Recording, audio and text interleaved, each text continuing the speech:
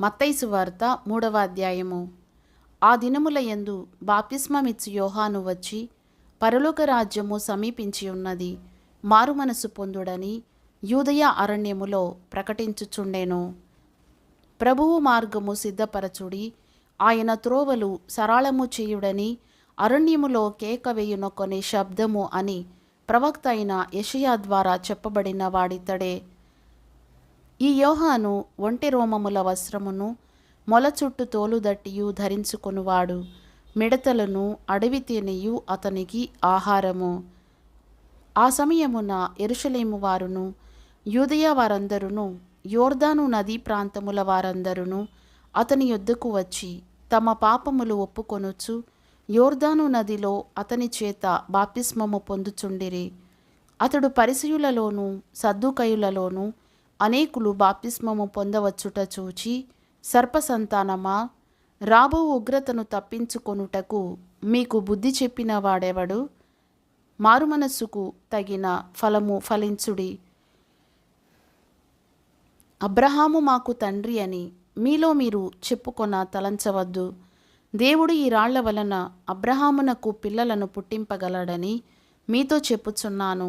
ఇప్పుడే గొడ్డలి చెట్ల వేరున ఉంచబడి ఉన్నది గనుక మంచి ఫలము ఫలింపని ప్రతి చెట్టును నరకబడి అగ్నిలో వేయబడును. మారుమనస్సు నిమిత్తము నేను నీళ్లలో మీకు బాప్తిస్మమిచ్చుచున్నాను. అయితే నా వెనుక వచ్చుచున్నవాడు నాకంటే శక్తిమంతుడు.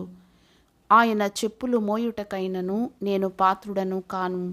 ఆయన పరిశుద్ధాత్మలోను అగ్నితోనూ మీకు బాప్తిస్మమిచ్చును. ఆయన చేట ఆయన చేతిలో ఉన్నది. ఆయన తన కళ్ళమును బాగుగా శుభ్రము చేసి గోధుమలను కొట్టులో పోసి ఆరని అగ్నితో పొట్టును కాల్చివేయునని వారితో చెప్పెను. ఆ సమయమున యోహాను చేత బాప్తిస్మము పొందుటకు యేసు గలిలయ నుండి యోర్దాను దగ్గరనున్న అతని యొద్దకు వచ్చెను.